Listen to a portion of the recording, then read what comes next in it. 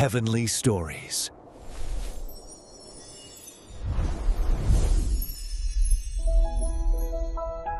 The sun beat down mercilessly over Israel, a land parched by years of drought. The skies had withheld their rain, the earth cracked and dry, and hunger had spread across villages like a relentless plague. But this wasn't a natural disaster, it was a divine judgment. Elijah, the prophet of the Lord, had spoken the truth long ago: no rain would fall until God himself commanded it. And now, after 3 long years, it was time for a confrontation. King Ahab sat uneasy upon his throne, torn between fear and pride. His queen, Jezebel, had filled the land with the worship of Baal, building altars to a false god and slaughtering the prophets of the Lord. Israel had drifted into darkness, bowing to idols of stone and wood. But Elijah had returned, bold and fearless, ready to stand alone against hundreds. When Elijah appeared before Ahab, the king spat words filled with venom. "Is that you, you troubler of Israel?" But Elijah's voice did not shake. His eyes burned with fire as he answered. "I have not troubled Israel. It is you and your father's house.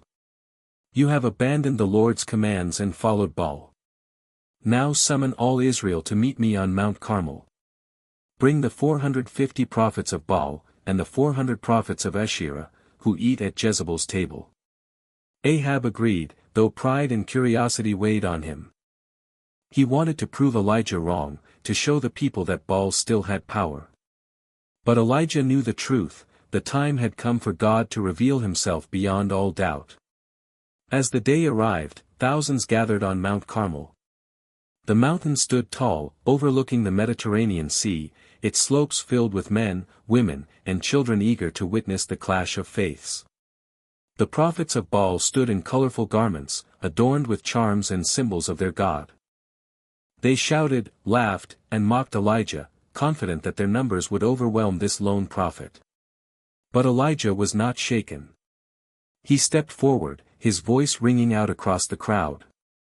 "How long will you waver between 2 opinions? If the Lord is God, follow him. But if Baal is God, follow him." The people murmured, uncertain, their hearts divided. For years they had stumbled in compromise, worshipping Baal while still clinging to memories of the God of their fathers. Elijah's words cut through their silence like a sword. "This is the challenge," Elijah declared, raising his hand. "Bring us 2 bulls. Let the prophets of Baal choose one for themselves, cut it in pieces, and lay it on the wood, but put no fire to it. I will prepare the other bull and lay it on the wood, but I will not set fire to it. Then you call on the name of your God, and I will call on the name of the Lord. The God who answers by fire, he is God." The crowd roared in agreement. A test. A clear sign. There would be no tricks, no excuses. Fire from heaven, only the true God could answer. The prophets of Baal rushed forward eagerly. They chose their bull, prepared the altar, and began their chants. Their voices rose in unison, crying out, "Baal, answer us. Baal, send the fire." Hours passed. The sun climbed higher. Sweat poured down their faces as they shouted louder and louder. They danced around the altar, leaping, singing, calling to the heavens. But the sky was silent. No fire fell.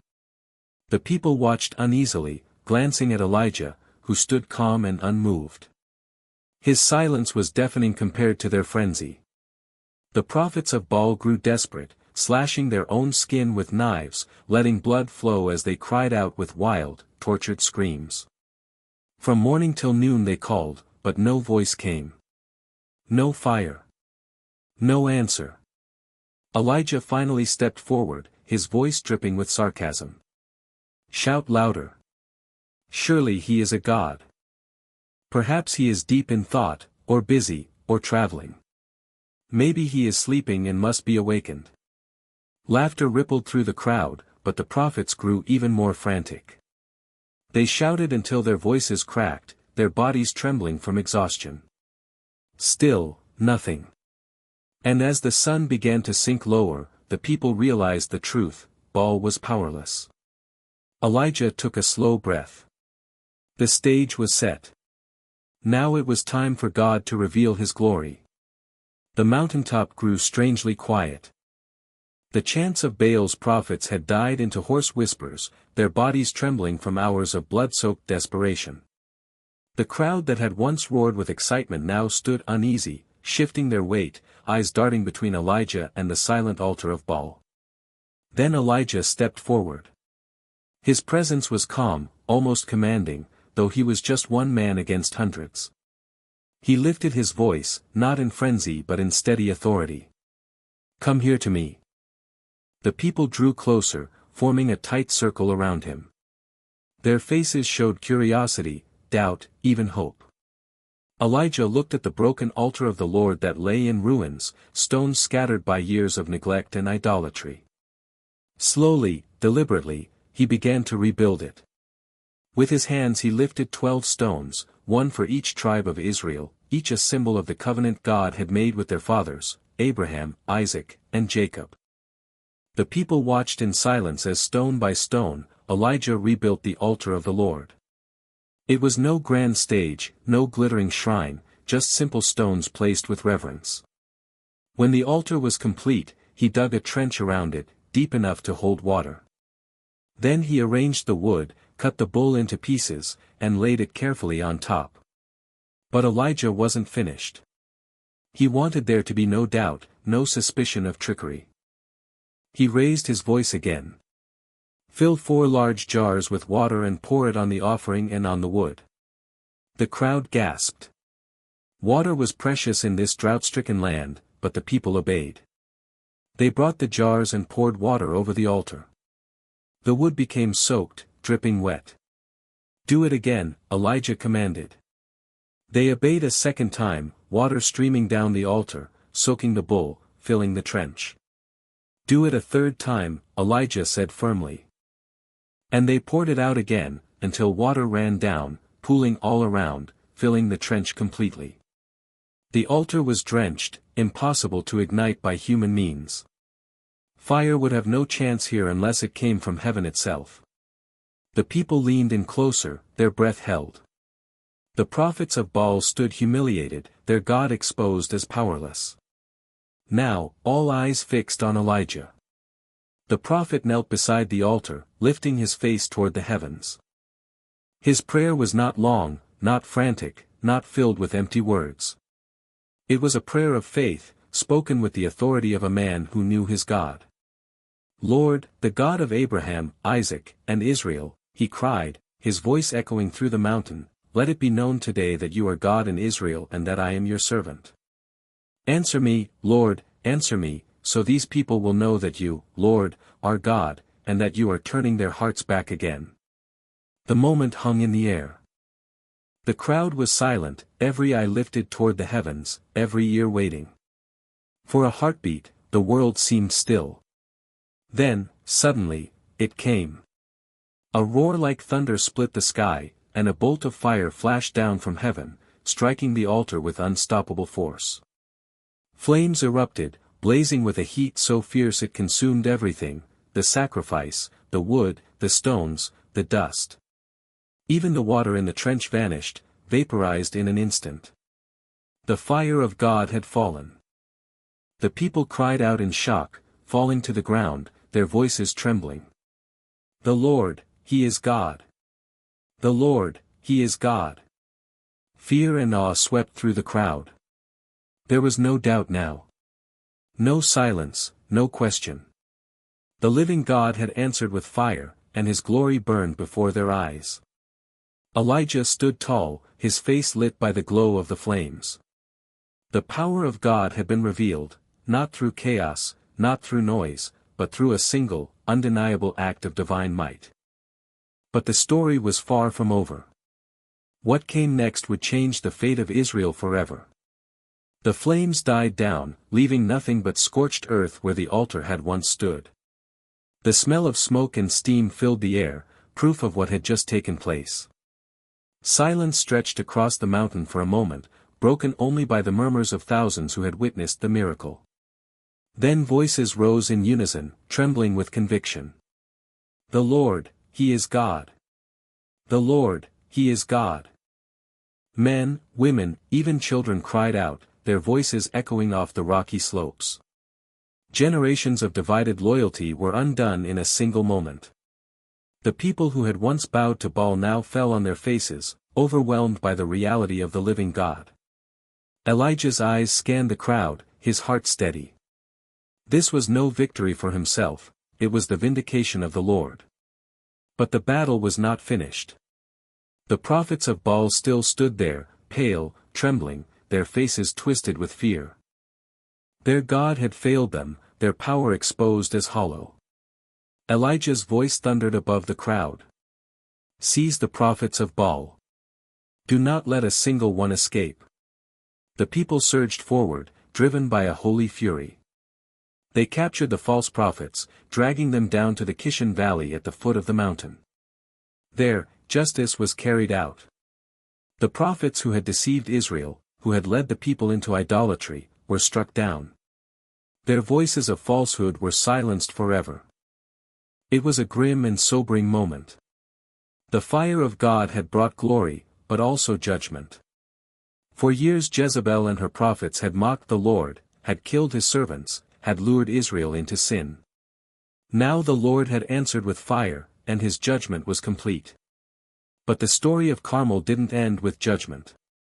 The land was still dry, the skies still held back their rain. The people's hearts had turned, but they were weary, hungry, desperate for hope. Elijah knew what God had promised, that rain would come, that mercy would follow judgment. He turned to King Ahab, who had watched the spectacle unfold with wide eyes and a trembling heart. "Go, eat and drink," Elijah told him, "for there is the sound of heavy rain." Ahab obeyed, descending to eat and drink, but Elijah climbed higher on the mountain. Alone, he fell to the ground, his face between his knees, and began to pray. The prophet who had called down fire now called for rain. He sent his servant to look toward the sea. The servant returned, shaking his head. "There is nothing," he said. Elijah did not waver. "Go back," he commanded. 7 times the servant climbed, 7 times he looked, and 7 times he saw nothing. But Elijah's faith did not falter. He knew the God who sent fire would also send rain. On the 7th time, the servant's eyes widened. He rushed back, breathless. A cloud, as small as a man's hand, is rising from the sea. Elijah lifted his head, his heart leaping with joy. The tiny cloud was enough. God's promise was unfolding. He sent word to Ahab at once, "Harness your chariot and go down before the rain stops you." The sky, once clear and merciless, began to darken. Black clouds rolled in, the wind picked up, and soon the heavens opened. Rain poured down in torrents, drenching the land, soaking the dry earth, reviving the fields and rivers. After years of famine, life returned with a roar of thunder and the pounding of heavy rain. The people of Israel lifted their faces to the heavens, water streaming down their cheeks. The God who had sent fire had now sent mercy. He was not only the God of judgment but the God of restoration. And Elijah ran. Empowered by the Spirit of the Lord, he tucked his cloak into his belt and ran ahead of Ahab's chariot all the way to Jezreel, faster than horses, faster than wheels, carried by divine strength. The mountain had witnessed fire. The valleys now witnessed rain. And Israel had seen the living God. The rain still fell as Elijah reached Jezreel, his body fueled by the Spirit of the Lord. But not far behind him rode King Ahab, his chariot wheels slicing through the mud, his thoughts consumed by what he had witnessed. He had seen the prophets of Baal fall. He had seen the fire of heaven. He had felt the heavy rain that broke the drought. And yet, when he arrived at his palace, his first words were not of repentance, but of report. Ahab told Jezebel everything Elijah had done, how the prophets of Baal had been slaughtered, how the people had cried out to the Lord, how fire had fallen from the sky. Jezebel's eyes narrowed, her face twisted with rage. The death of her prophets was an insult she could not ignore. She sent a messenger to Elijah with a chilling oath. "May the gods deal with me, be it ever so severely, if by this time tomorrow I do not make your life like that of one of them." The words cut like a knife. After all he had seen, after all he had done, Elijah suddenly felt the weight of fear. He, the prophet who stood unshaken before hundreds, now trembled at the threat of one woman. His heart raced, his courage cracked, and he fled. He ran south, away from Jezreel, away from Jezebel, away from the land that had just witnessed God's power. He left his servant behind in Beersheba and continued alone into the wilderness. His body was weary, his spirit broken, his faith shaken. Finally, under the shade of a solitary broom bush, Elijah collapsed. He pulled his cloak tight around him and whispered words heavy with despair. "I have had enough, Lord. Take my life. I am no better than my ancestors." He closed his eyes, ready to surrender, ready to escape the burden of his calling. The silence of the desert pressed in, broken only by the sound of his shallow breathing. Then, in his exhaustion, he fell asleep. But the Lord had not abandoned his prophet. As Elijah slept, a gentle touch awakened him. He opened his eyes to see an angel beside him. The messenger of God spoke softly. "Get up and eat." Before him lay a loaf of bread baked over hot coals and a jar of water. Elijah ate and drank, then lay down again, still weary.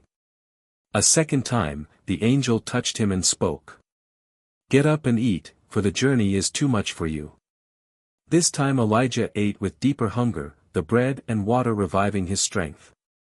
It was no ordinary meal, it was divine provision. With that food, he was able to travel 40 days and 40 nights through the wilderness until he reached Mount Horeb, the mountain of God. There, in a cave on the mountainside, Elijah found shelter.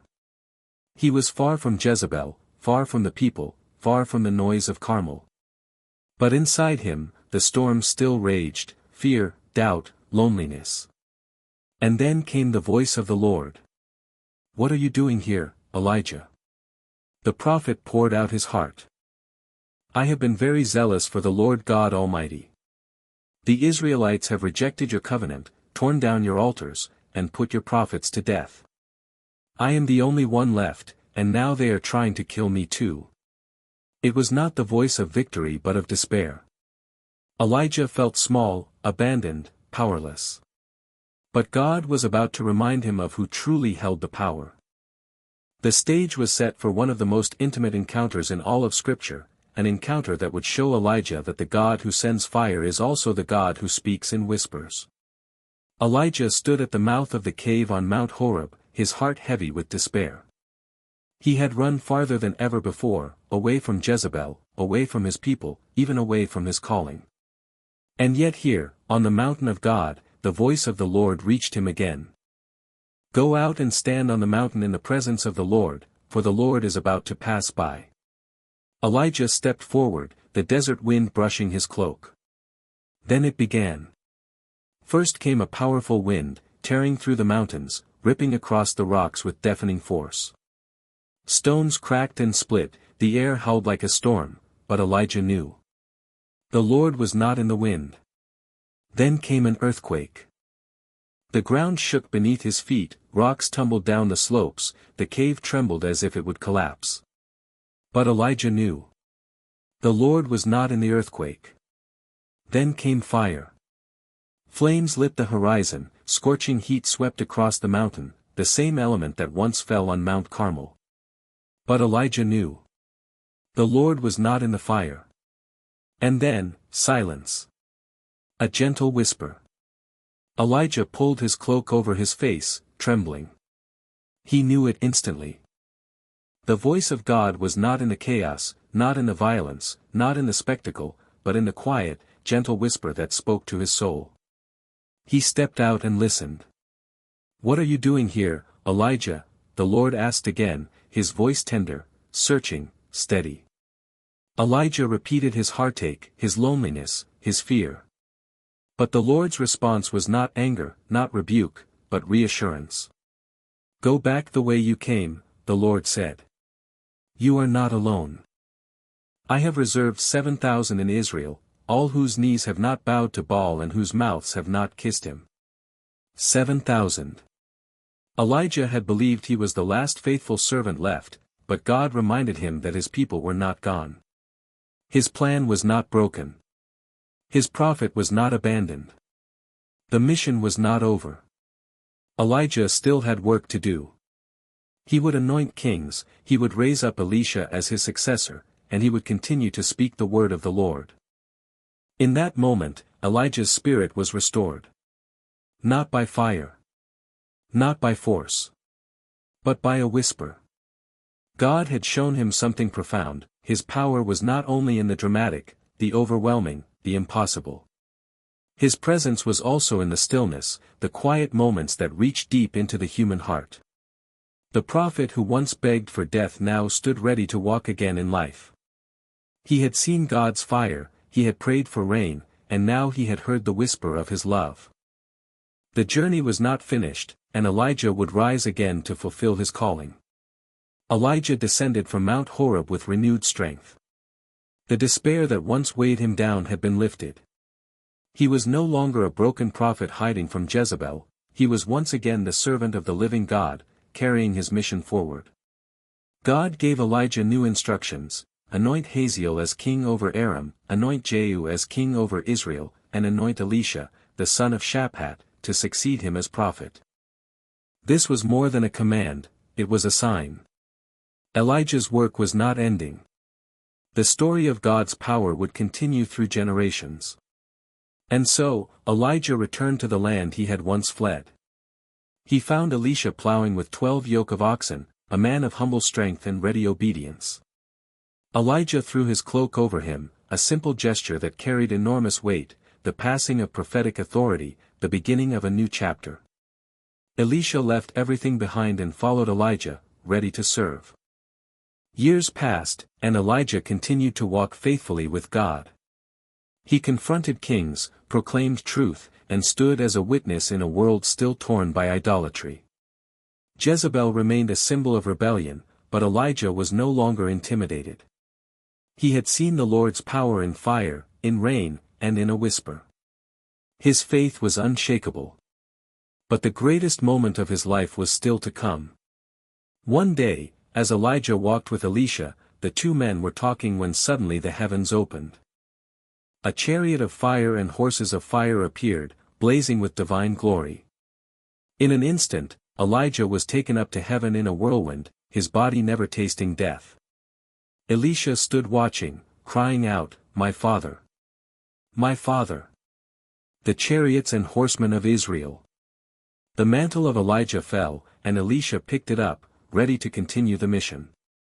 The spirit of Elijah now rested upon his successor, and the work of God pressed on. Elijah's story is one of fire and faith, of weakness and renewal, of judgment and mercy. On Mount Carmel, he proved once and for all that the Lord is the true God, greater than any idol, faithful to his people even when they waver. In the wilderness, he showed us the human side of faith, the fear, the exhaustion, the loneliness we all know. And on Mount Horeb, he revealed the heart of God, not just in power, but in presence. The legacy of Elijah still speaks today. When you feel alone, remember, you are not. When you feel weak, remember, God's strength is enough. When the world is loud with false voices, listen for the whisper. And when your faith is tested, stand firm, for the Lord still answers with fire. The God of Elijah is the same yesterday, today, and forever. And his power has not changed.